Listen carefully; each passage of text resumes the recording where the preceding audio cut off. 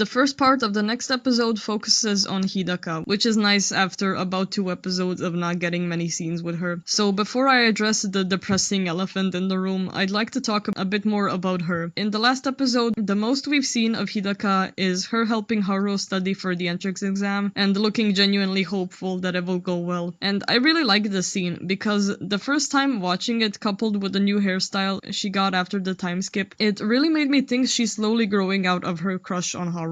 This, of course, didn't turn out to be the case, as the first thing we see her do in this episode is reject another boy, saying she already has someone she likes. And in retrospect, there could be a possibility that she grew out her hair like that because she at least subconsciously wanted to try looking more like Akira, or maybe to give off a similar mature vibe by her appearance, though I wouldn't really use mature as a word to describe Akira. So yes, all 3 of our main characters ended up going to different schools, and although they're separated, and although we know she knows they're not reciprocated, we see Hidaka is still holding on to her feelings for Haruo. This is kind of a shame in my opinion, as watching her in episode 9 for the first time really gave me the feeling that she's slowly getting over it. But a lot of times, even if you know you have no chance, it's still hard to let go of feelings like these, so I can't be too disappointed. This doesn't mean she's still completely the same person, just with a different haircut though, as this episode shows us how she's become more skilled and confident when it comes to playing games, maybe even better than Haruo. No more is she just fine watching Haruo play, she actually enjoys playing herself and has gotten pretty good at it, and we can see her getting pretty smug about it. I don't think the past Hidaka would have been so carefree about making fun of Haruo like this, so this shows she's no longer totally dependent on his approval, which I think is pretty damn cool and good. Going back to Haruo, we find out that since entering high school, he started working part-time, which is really nice to see after all the build-up of him fussing over needing money to buy games. I really love the scenes where we actually see him at work. He isn't slacking off or being immature like he would in class, even though the job itself has nothing to do with video games. Since he finally has one, he's doing his best at it, and this is yet another characteristic of his that I really like, and another way that I see myself in him. I feel like he specifically picked this kind of physical job because he doesn't really need to use his head too much to get it done. I was definitely more comfortable when doing stuff like delivering pamphlets than I was when talking to people at a hotel reception. This is the kind of job where you can just shut up and work for a few hours without thinking too much about it. And even if problems do occur, it can be pretty relaxing. And when Haruo is working, he takes the job seriously and doesn't mess around. When you have a hobby that you love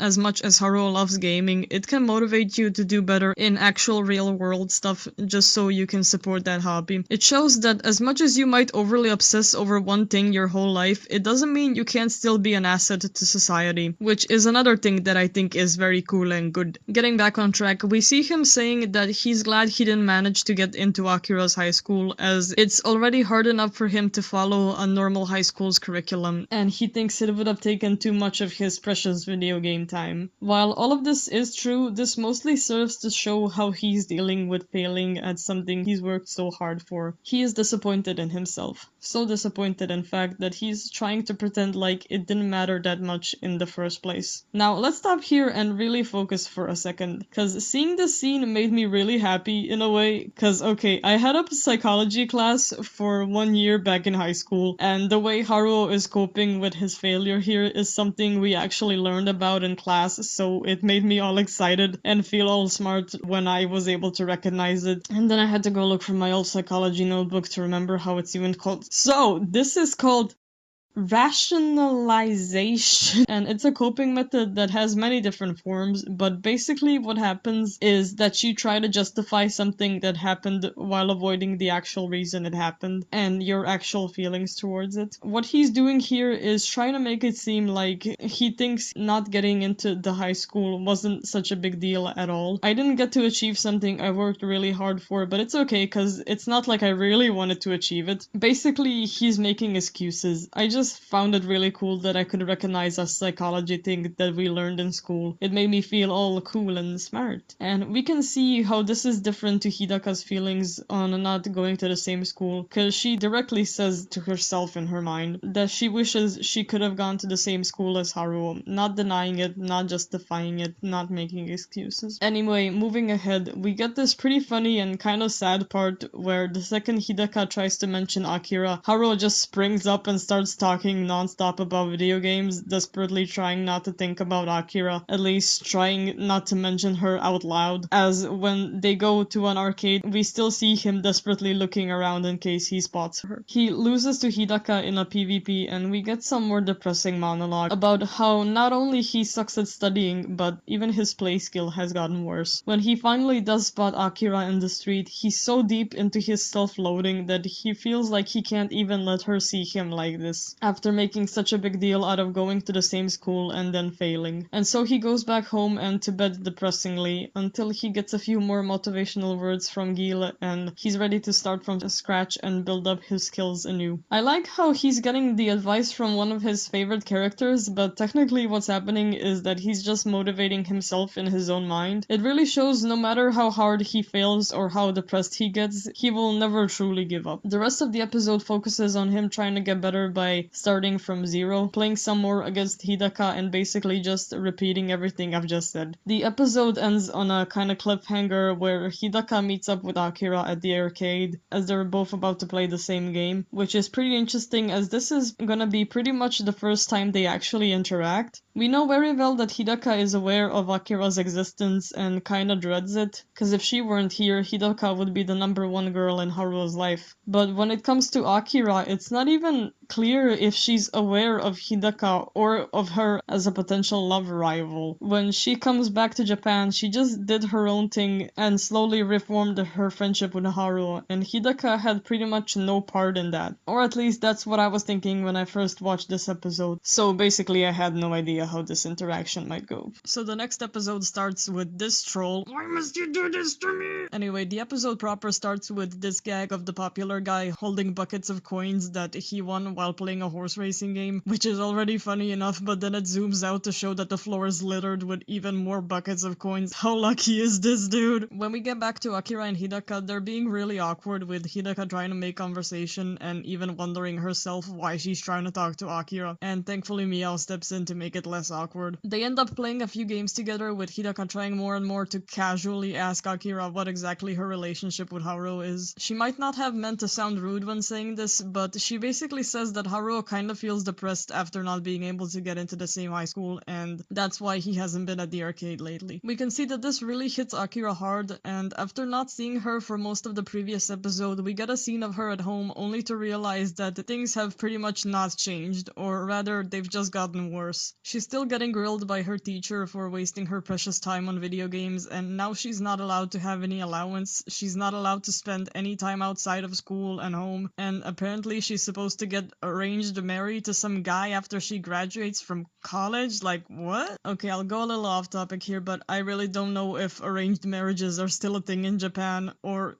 if they were back in 95. Maybe they are, I don't know, but mostly what I think this is that the author is trying to heighten the stakes even more, which is fine, but I still can't help thinking that it's kinda silly, but who knows, it might still be a serious thing over there. Okay, after looking into it a bit, I realized that this is indeed still a thing, so let's just ignore what I just said.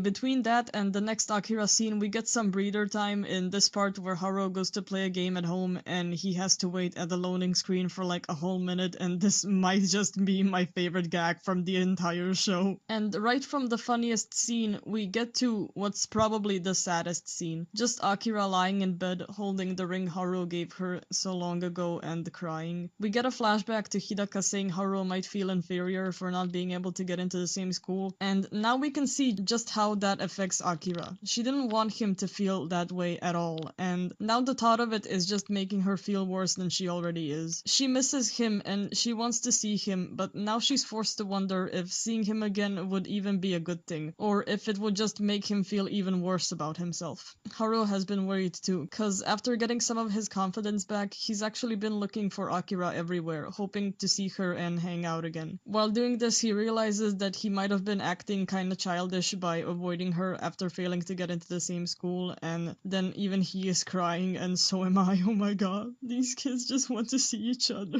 And then we see that Akira's situation has gotten so bad that she kinda ran away from home. Haruo hears this from her butler and goes to look for her, and his face when he hears this just makes me cry even more. God, this is a sad episode. Akira just kind of running away so recklessly is another thing that makes me relate to this show so hard. It's childish, but I've been in that situation. I've never been in a situation as bad as Akira's, but I know what it's like when you're just sick of being at home and you just want to get away. Even though you don't have any plan about where you should go or what you're gonna do, you just don't want to be in that situation anymore, so you don't really try to think rationally about it. After messing around and getting distracted more than a few times, he finally finds her, and not only did he find her after she ran away, but this is their first time talking since the entrance exam. They wanted to see each other so bad, and now they finally can. And so we arrive at the last episode, and the feels are already hitting in. Akira still doesn't want to go home, so they hang around a bit and miss the last train. So Haruo's mom books them a room at a hotel, and I have a feeling she is one of those moms that reads too much fanfiction. There's really not much I can think to say about this scene other than that it's really so nice to see them just hanging out again. And this is a show where you can't take them being able to spend time together for granted. Unlike stuff like Takagi-san, I'm sorry for mentioning it every 5 minutes. Unlike stuff like Takagi-san where the main duo is always able to see each other with no problem, here them being able to hang out is actually important and something that they need to fight for, with their lifestyles and families naturally keeping them apart. So if they want to see each other, they're gonna have to go out of their way to do it. And this is really what made me understand that comparing this show to Takagi-san or Seki-kun really is unfair, cause they really have an entire different appeal, despite the similarities one might see at the beginning. Anyway, the cuteness of this scene just doesn't stop.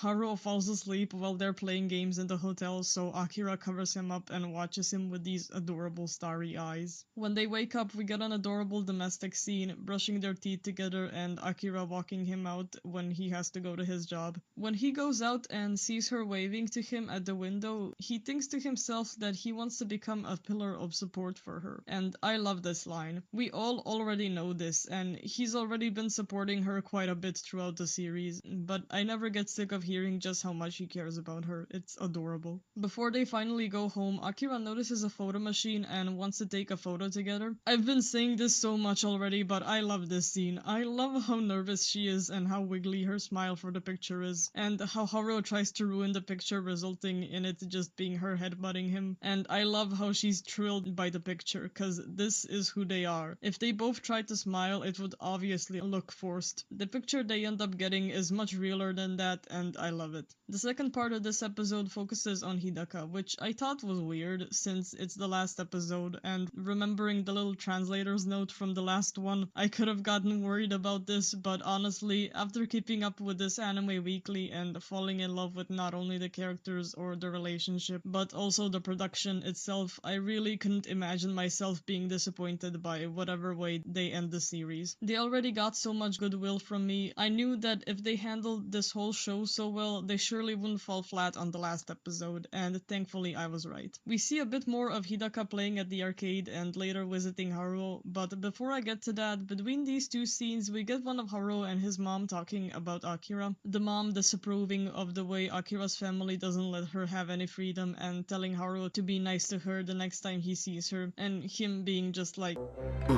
this is really sweet. I can't help but love Haruo's mom. While she's visiting, Hidaka sees the picture from before and we get this really cool shot that when the first time I saw it, I was sure that this was the anime's way adapting of what is probably a long panel of Hidaka in the manga, using the door as a frame to represent the manga panel. But well, in the process of making all of this, I actually caught up with the High Score Girl manga and well, the panel doesn't look like that at all, so fuck me, I guess. Hidaka has once again been reminded of just how little chance she has in this pretty much one-sided battle against Akira. So in the last scene of the show, almost as a last-ditch effort, she finally musters up the courage to confess. I love this scene so much. There's like a clip of this scene on YouTube and I must have watched and rewatched just this one scene so many times and my love for it has just increased every time. There's just so much good directing, I guess, in this scene, like, for one, the way it's laid out, the way the characters move and the camera frames them, but most of all, I really love Hidaka in this scene, especially the way she sounds, like how when Haro says he doesn't care about the firework event going on at the moment, you can just hear in her voice how tired and annoyed she is by him never being interested in romantic stuff. And the way her voice stutters a bit when she asks him how he feels about Akira, and the way that when she finally confesses, she makes sure from the start to say that she likes him as a girl, just to make 100% sure he doesn't misunderstand like so many other dumb anime protagonists. And the way she smiles when she says it, relieved that finally she managed to get the words out. But then she starts crying, cause she knows that after this their relationship will probably never be the same, but still she is happy. And how even in her last chance, she still gives it her all. She challenges Haro to a rematch that he's been aching to play in the last few episodes, with the conditions being that if he wins, she'll back off, but if she wins, they will go on a date, and so the episode ends. And as good as the scene is, it would still be a weird place to end the entire show, and thankfully, honestly, thank to God, in the last 30 seconds of the episode, we get an announcement that the show will be getting 3 more episodes come March 2019. And so the series ends here. Needless to say, I'm very excited about the upcoming OVAs, and I'm really hoping for a season 2 as well. If you've gotten as invested in this series as much as I have, I really recommend checking out the manga. It's really excellent in my opinion. The art might take some time getting used to, but when it comes to this series, the story is what really counts in my opinion. Now for the end, I'm gonna talk a bit more about me and how I ended up in this situation of making all of this and my experiences with all of it. So if you're not interested in that, feel free to check out. Thank you for watching. I think the main reason I wanted to write this huge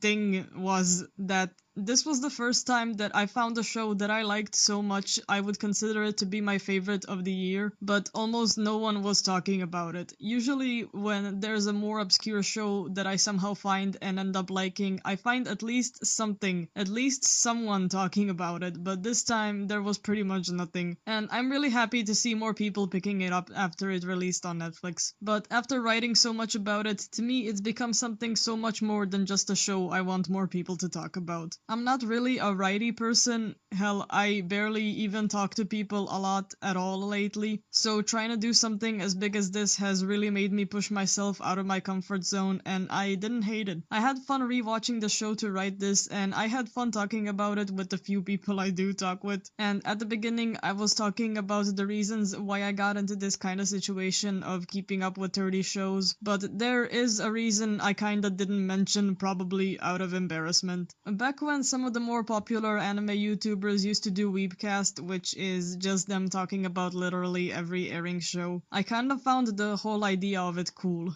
That even though you probably have to dig through mountains of trash and have to question the meaning of your life, you will probably end up finding something that you love so much that it makes all of it worth it. So I wanted to try something like that, and it did pay off, cause I found High Score Girl. But somehow just me knowing about this amazing show wasn't enough for me, and all of a sudden I wanted to tell everyone else about it. And I think it's deeper than just telling people about a cool show I like. Cause what I'm doing here is actually telling people more about myself than about the actual show, cause this was a show that I was able to connect with so personally. Talking about it and explaining why I like it so much would have never been as easy as just explaining the plot. At first, the idea of making this whole thing was just kind of a fever dream. I kept thinking about the show and everything that I like about it so much that it was kind of distracting me from my schoolwork, and to really stop thinking about it, I had to write it all down, and it all kind of escalated from there. My sister and I already joked a lot about how we should start our own YouTube channel, and I don't know where along the line that joke started being something I actually seriously considered doing, but now, well,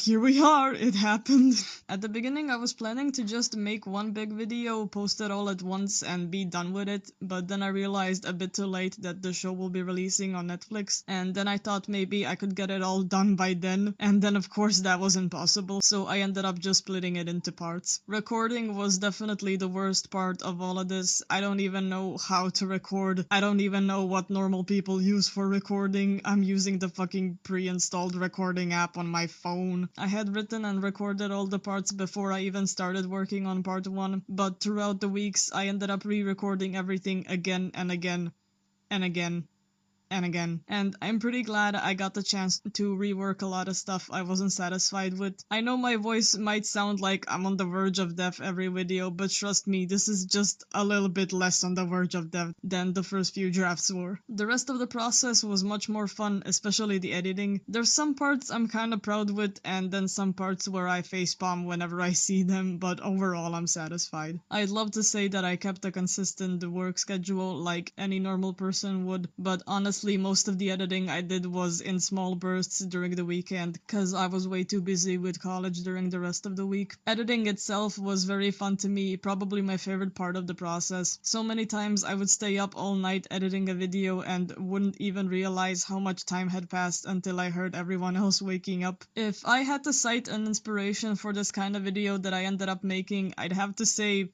Shay May's 7-hour analysis of Omega Ruby. In no way can my analysis even reach that level of paying attention to every single detail, but the style itself of that video was a big inspiration. Just talking about the subject step by step and then stopping every now and then to talk more in general about some parts. Needless to say, it's one of my favorite videos on YouTube, so go give it some love if you haven't already. After making so many videos on this one show, I realized that it might seem like I'm trying to make it out like this show is a flawless masterpiece on a level that no other anime could ever achieve. But really, High Score Girl is just an anime. But it's an anime that was able to connect with me on such a deep level that I just couldn't keep my mouth shut. In the long run, High Score Girl isn't special, but to me it really is. So now that I'm done talking about it, what next, you might ask? And to that question I would nod along and say, really, what next? I have no idea. Back when I started making these videos, I considered myself a man with a mission, and I think it's pretty safe to say by now that I've completed that mission. As for things unrelated to that mission,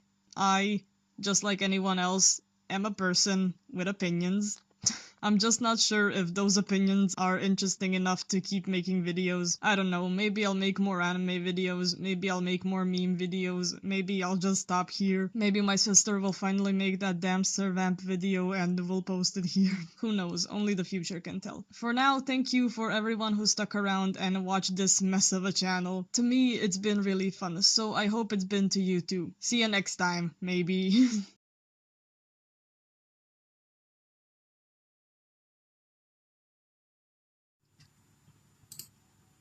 Part 1. Initial impression. So at the beginning of the good old summer 2018 anime season, I somehow ended up keeping up with 33 motherfucking currently airing shows and somehow never fell behind and finished all of them, except of course for the ones that are still going and didn't finish their run in summer.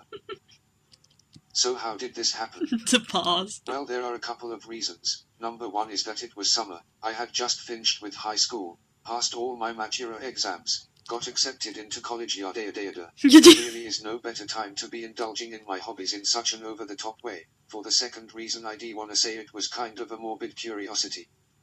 Like there were so many shows that I knew I wouldn't like and would never watch in any other circumstances. But I kinda wanted to know what would happen if I did give literally everything a chance. The third reason is because I'm an idiot friendless loser, so what else am I gonna do with my life anyway? It's because I was giving so many of these shows a chance that I found what would, as the season went along, end up becoming one of my favorite shows ever, and that show is High Score Girl.